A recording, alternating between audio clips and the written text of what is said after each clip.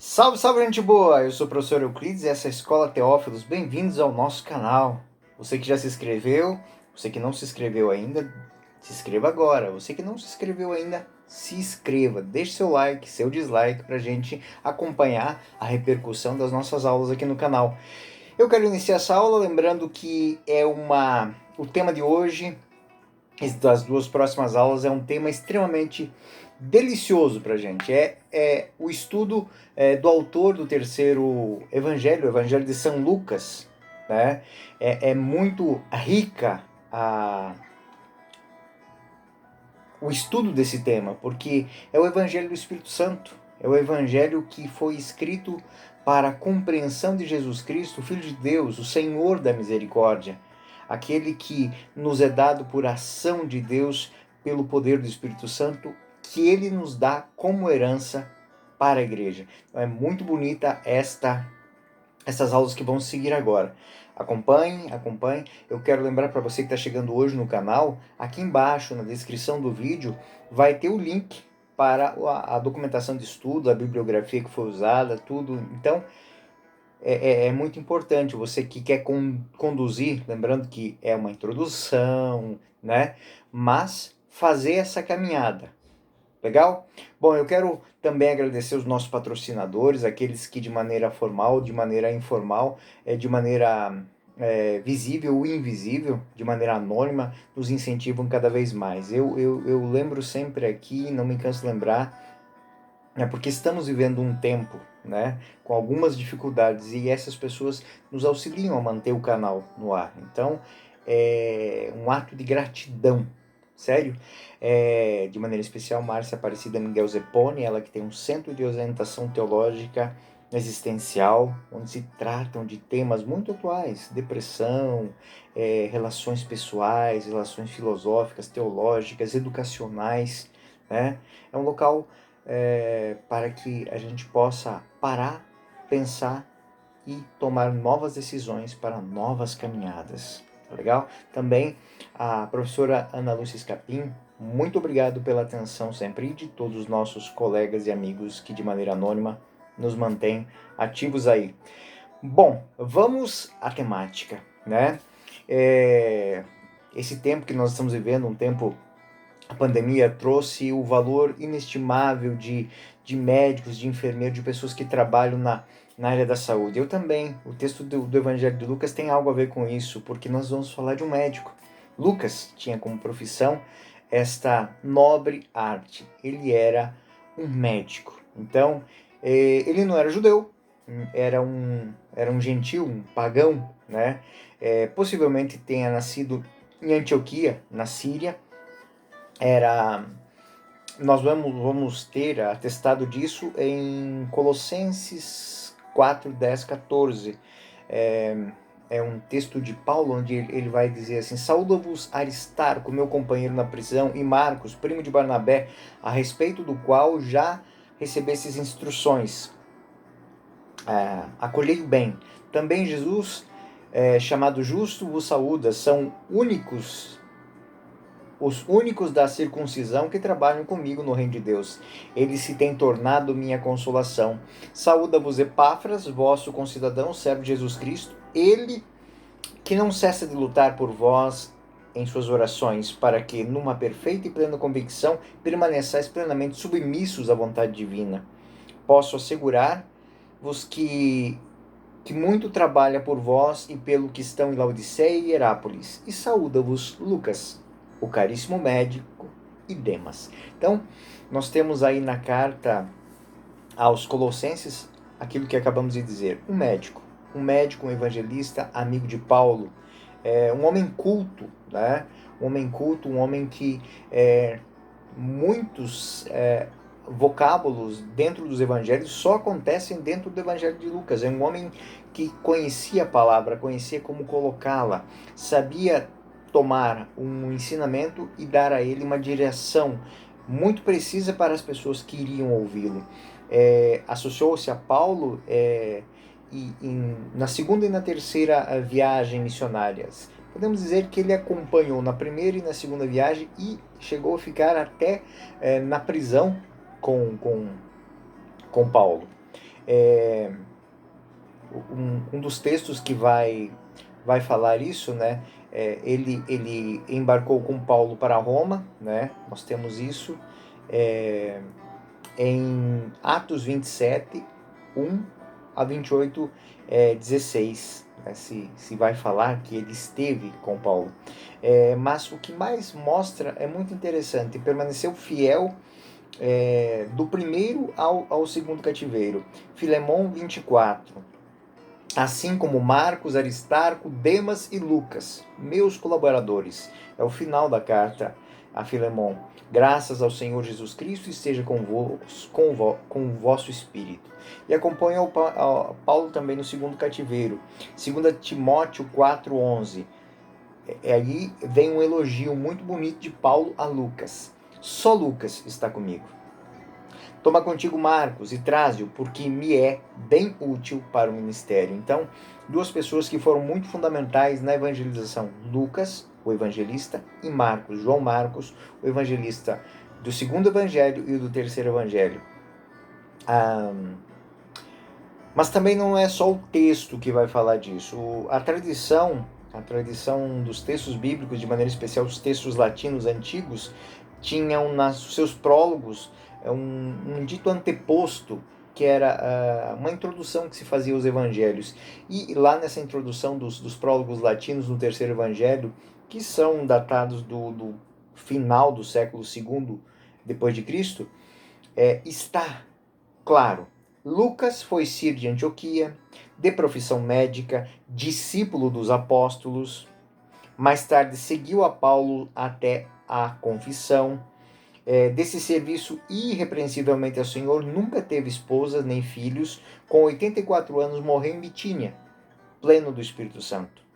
Já tendo sido escritos os evangelhos de Mateus na Bitínia e de Marcos na Itália. Impedido pelo Espírito Santo, dirigiu este evangelho às regiões da Caia, dando a saber logo no início os outros evangelhos já haviam sido escritos. Então, ele nessa introdução se diz que Marcos, Mateus já haviam sido escritos, ele faz uma compilação para esta região, para as regiões da Caia, ou seja, a região dos pagãos, e é um evangelho que foi direcionado. Ele não é o primeiro, como disse, é o terceiro, mas essa é a direção dele. O texto também tem alguns testemunhos e alguns detalhes que são muito interessantes. Como digo, é um médico, é uma pessoa que conhece. Então, ele, pra vocês terem uma ideia, 261 ou 262, não me lembro, palavras dentro do Novo Testamento só ocorrem dentro do Evangelho de São Lucas e dos Atos dos Apóstolos, porque é o mesmo autor. A linguagem grega é de um homem culto, né, que tinha um vocábulo variado. Então, ele corrige algumas construções. Lembramos que Marcos era judeu, então a língua hebraica, quando traduzida para o grego, ela tinha algumas deficiências, porque vocábulos que existiam no hebraico não propriamente eram aplicáveis ao grego, e alguns que eram gregos não tinham essa repercussão no aramaico. E é muito interessante que Lucas, por saber que o evangelho iria ser proclamado nas catequeses dos apóstolos de Paulo, de maneira especial, entre os pagãos, ele faz questão de não deixar dúvidas no texto. Por exemplo, Marcos, capítulo 24, no versículo 24 e 25, tem uma expressão que é extremamente complicada, né? Marcos diz assim: ele prosseguiu: atendei ao que ouvis, com a medida em que medirdes, vos medirão a vós, e ainda se vos acrescentará. Versículo 25: pois ao que tem, se lhe dará, e ao que não tem, se lhe tirará até o que tem. Isso é o que diz Marcos. Olha como Lucas é muito mais preciso, sem dúvida. Lucas 8,18. Vede, pois, como é que ouvis, porque ao que tiver, lhe será dado. E ao que não tiver, até aquilo que julga ter, lhe será tirado. Então, é um momento de choques com as convicções. Marcos está falando isso para pagãos também, mas ele está falando isso do ponto de vista daquilo que as pessoas têm como convicção. Lucas é muito mais preciso, ele não está falando só de convicção, ele está falando de esperanças. Ele está falando de esperança e eles estão colocando bem. Lucas deixa bem claro que porque o que tiver lhe será dado. Ao que tiver lhe será dado, e ao que não tiver, até aquilo que julga ter será tirado. Então, é um momento de renovação, de transformação, de mudança de paradigmas. Então, ele deixa claro que quem tem esperança, quem tem sonhos, lhe será dado mais sonhos. Mas ao que não tem, ao que simplesmente está desesperado, ou seja, aquilo que eu tenho para apresentar não vai acrescentar nada. Ou seja, a luta pelo reino, a busca do reino de Deus é algo que gera empenho. E isso fica claro, não tão claro como Lucas. Em Marcos não fica claro, em Lucas fica extremamente claro isso. Bom, seguindo, o autor parece ser um perito em medicina, ele tem olho clínico para as coisas, e dentro do texto vai aparecendo, Lucas 22, por exemplo, ele é o único que, pasmem vocês, no horto, no Getsemane, no horto das oliveiras, ele vai narrar, ele vai colocar no texto o fato de que Jesus suou sangue. Versículo 44, ele entrou em agonia e orava com ainda mais insistência, e seu suor se tornou como gotas de sangue a escorrer pela terra. Né? Ele abranda também os juízos que são proferidos sobre os médicos. Ele é médico, então vai defender a classe. Né? Marcos 5, 25, 26, Marcos vai dizer assim, havia ali uma mulher que já por 12 anos padecia com um fluxo de sangue. Sofrera muito nas mãos dos médicos, gastando o que não possuía, sem achar nenhum alívio. Ao contrário, piorava cada vez mais. Lucas, ele maneira. Lucas 8, 43, 44.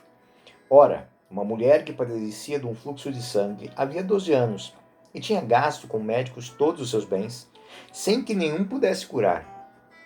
Aproximou-se dele por trás, tocou-lhe a orla do manto e, no mesmo instante, o fluxo parou. Então, Lucas também tem uma atenção específica própria do médico para descrever os sintomas dos enfermos. Lucas 8, 27, ele está falando de um endemoniado, mas ele mostra exatamente, ele dá os sintomas daquele mal. Né? Lucas 8, 27 e 29. Mal saltou em terra, veio ao encontro dele um homem dessa região, possuído de muitos demônios. Há muito tempo não se vestia, nem parava em casa, habitava no cemitério. Ao ver Jesus, prostrou-se diante dele, gritou em alta voz. E o versículo 29. Porque tu ordenas espírito imundo saísse do homem, pois há muito tempo que se apoderara dele, e guardavam-no preso em cadeias com grilhões nos pés. Mas ele rompia as cadeias e era impelido pelos demônios para os desertos. Lucas 8, 9, 38. Eis que um homem exclamou no meio da multidão, Mestre, rogo-te que olhes para meu filho, pois é o único que tenho. O espírito apodera-se dele subitamente, dá gritos, lança-te por terra e agita-se com violência. Também em Lucas 13, 11, havia uma mulher, havia 18 anos, era possessa de um espírito que detinha doente, andava curvada e não podia erguer-se absolutamente. Impondo-lhe as mãos, no mesmo instante, o versículo 13, endireitou e saiu glorificando a Deus. Lucas 4, 38. Saindo Jesus da sinagoga, entrou na casa de Simão, e a sogra de Simão estava com febre alta, e pediram-lhe por ela. Se a gente comparar o mesmo texto em Marcos, vai dizer o seguinte, a sogra de Simão estava de cama, com febre. Né? Então, possivelmente, Lucas, ele presente, ele fazia parte daquele grupo, daquele discipulado, ele tem noção de que não era algo normal, era uma febre alta mesmo. O terceiro evangelho também, não só esses traços, mas Lucas apresenta Jesus como um médico divino, como alguém que cura todos os males, todas as doenças. Isso desde o início do evangelho vai ser assim. Lucas 4:23. Então lhes disse: sem dúvida citareis este provérbio: médico, cura-te a ti mesmo. Todas as maravilhas que fizeram em Cafarnaum, segundo ouvimos dizer, faz também aqui na tua pátria. A visita de Jesus a Nazaré.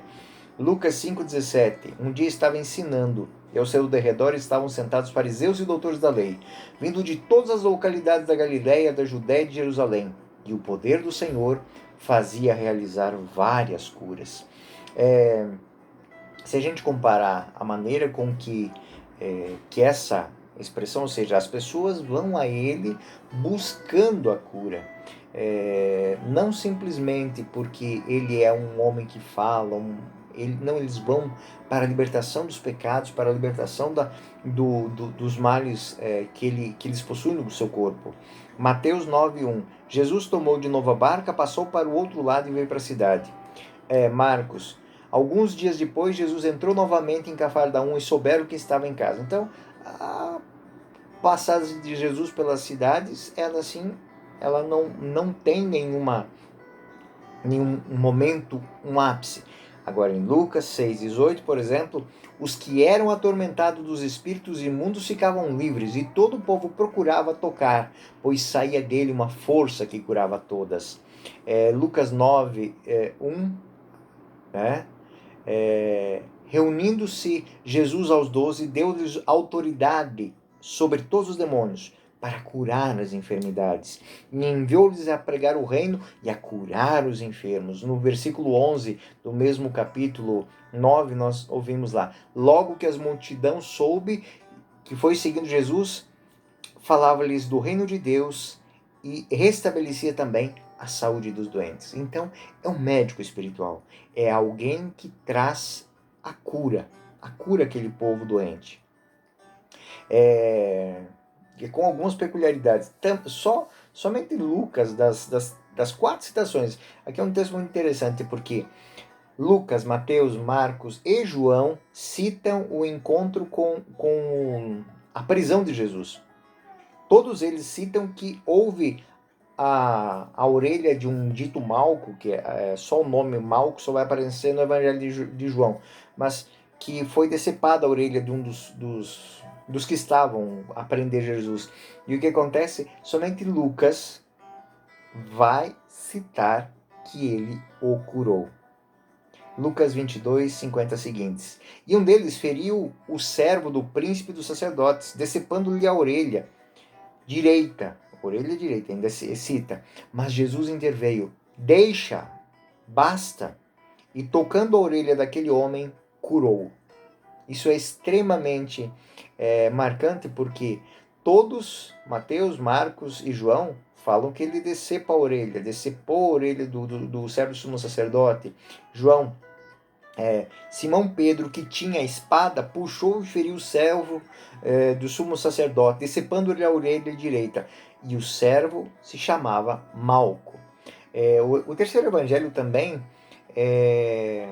tem uma afinidade notável com a linguagem que é usada no epistolário paulino, ou seja, 103 vocábulos são comuns a Paulo e a Lucas, e não aparecem nos outros textos do Novo Testamento. Qual é a explicação? Porque pregavam juntos, eram companheiros de pregação, e o Paulo, ao escrever, colocava no texto aquilo que eles falavam durante o dia, as ideias que eles trocavam. Então ele trocava muito. Então, do início ao fim, aquele que não abandonou, eu já citei isso para vocês antes, é muito interessante. O terceiro evangelho também, ele tem uma peculiaridade que Lucas, ele dá um nome específico para aqueles que ouvem o evangelho, aqueles que estão sendo catequizados, aqueles que estão ouvindo as catequeses dos apóstolos, para ele tem um nome específico. São aqueles que buscam a amizade de Deus, os teófilos. Então, o seu evangelho é escrito a Teófilo. Quem é Teófilo? O amigo de Deus. Quem é Jesus Cristo? O Filho de Deus. Por conseguinte, ele é Deus, é Deus feito homem. Então, essa é a grande realidade que nós encontramos ali. O evangelho de Lucas ele foi escrito por volta do ano 70, com vista, como disse, a estes pagãos que se convertem. O dito excelentíssimo senhor Teófilo não é nada mais, nada menos que qualquer homem que ouça a boa nova do Evangelho e busque seguir o caminho do Cristo. Então essa é a grande realidade. Ali ele vai encontrar um projeto de vida, de transformação, um projeto que tem a sua fundamentação no poder de Deus que faz do coração do homem o templo, a morada de Deus, que não é imposto, mas é proposto. Desde do convite feito a Zacarias, o anúncio feito a Maria, até o último momento, quando os apóstolos recebem o Espírito Santo e são convidados, nada é imposto, nada é colocado como obrigação, mas acima de tudo como uma proposição.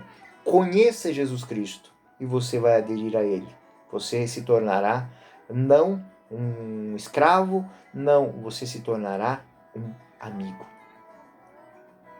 Excelentíssimo Senhor Teófilo, o Evangelho de Lucas tem essa beleza. O Espírito Santo faz morada em todo aquele que busca Jesus Cristo. E esta habitação do Espírito faz com que exista uma interação de extrema amizade com Deus. No íntimo do coração do homem, Deus fala, Deus habita, Deus age, Deus caminha. Então, essa é a grande relação. Então, esses amigos de Cristo vão ouvir um evangelho que foi direcionado a eles e tem um plano muito específico. E esse plano, Lucas, ele faz uma purificação de tudo aquilo que possa causar constrangimento. Ou seja, as propostas de Jesus Cristo são feitas, mas são feitas a eles, sem que eles tenham amarras de lei, com regras, com profecias, com regras, não. Jesus Cristo, Filho de Deus, cura, expulsa demônios e trouxe a libertação e vencer o pecado, vencer o erro. Então, dessa maneira, ele omite particularidades da história que só interessariam aos judeus. Por exemplo, as alusões de Moisés. Não existem alusões a Moisés no texto de Lucas. Por outro lado, existem muitas alusões a profeta enquanto aquele que fala em nome de Deus. Então, as purificações rituais, elas existem em Mateus, em Marcos, até alguma coisa, mas em Lucas elas são reduzidas a muito pouco. E ele fala com muito carinho, ele fala muito de uma maneira muito próxima dos gentios, dos ditos pagãos, né? Ele não chama eles nem de gentios, porque era um nome pejorativo, né? Mas chama-os, muitas vezes ele prefere chamar de pecadores. Ou seja, pessoas que erraram. Quem não erra? Então essa é a realidade. Lucas 3,14. Do mesmo modo, os soldados perguntavam, e nós, que devemos fazer? Respondeu-lhes, não pratiqueis violência, nem defraudeis ninguém, e contentai-vos com o vosso soldo. São pagãos falando com Jesus e recebendo dele um conselho. Não é uma imposição. Lucas 7,10. Havia um centurião que tinha um servo, a quem muito estimava e que estava à morte. Tendo ouvido falar de Jesus, enviou-lhe alguns anciãos judeus, rogando para que viesse curar. E é muito interessante isso, porque são os próprios judeus que fazem um elogio a esse centurião, que é um romano, e vai dizer a ele bem merece que faças um favor, pois é amigo de nossa nação. Foi ele mesmo quem edificou a sinagoga. Então, e a bondade deste homem, deste pagão, precede e faz com que os judeus intercedam junto a Jesus para que lhe seja feita uma bênção. Então, é muito bonita. Ele bem merece que lhe faças um favor. E bonito também é a postura deste pagão. Este pagão tem uma fé de uma maneira diferenciada. Este homem não precisa de ver, este homem não precisa tocar, este homem crê. Senhor, não te incomodes tanto assim, porque eu não sou digno que entres em minha casa, a consciência de ser pecador, mas diz uma só palavra e o meu servo será curado. Coube um elogio de Jesus a este homem, né? Que ele não encontrou em Israel tamanha fé. Outra citação muito interessante é do bom samaritano. O samaritano é um estrangeiro. O leproso samaritano também, foram 10 curados, mas somente o samaritano voltou. Lucas também, por ser um estrangeiro, quando ele retrata cenas em que envolve autoridades romanas ou as autoridades de maneira geral, ele faz questão de citar os termos, citar os cargos. Isso também tem uma função histórica para encaixar historicamente onde é que esse texto foi proclamado. Então tem esta riqueza também. Ele silencia aquilo que em Marcos, em Mateus, vão causar, dentro dos sinóticos, né, vão causar algum tipo de constrangimento daquelas pessoas que estão sendo catequizadas. Ele usa a palavra pecadores. Lucas 6,33, eu queria lembrar, antes eu não lembrei agora, em vez de gentios, que é usada em Mateus e em Marcos. A citação é muito interessante, porque assim, Lucas 6,33. Se fazeis bem aos que vos fazem bem, que recompensa mereceis? Pois o mesmo fazem também os pecadores. Mateus. Se saudai apenas os vossos irmãos, que fazeis extraordinário? Pois não fazem também isso os pagãos? E a catequese tradicional que a gente vê em Marcos, que é o ministério do Batista, a pregação de Jesus, a subida a Jerusalém, e a morte e a exaltação do Senhor, em Marcos toma uma outra dinâmica, porque Marcos segue esse esquema, mas em Lucas existe essa temática acrescida de dados que são dentro da dinâmica dele, ou seja, desta proposta de adesão ao Senhor das misericórdias, aquele que vence a morte, o demônio, o pecado, ela é muito rica. Ele inicia, para começar, Lucas. Lucas inicia todas as narrativas dele e termina elas no templo. Tanto que o símbolo que representa dos apóstolos, né, ele é o boi, ou seja, aquele animal do sacrifício do templo. Lucas 1,8 é o início do templo, exercendo Zacarias diante de Deus a função de sacerdote na ordem na sua classe, coube-lhe a sorte, segundo o costume, o uso entre os sacerdotes, entrar no santuário do Senhor e aí oferecer o perfume.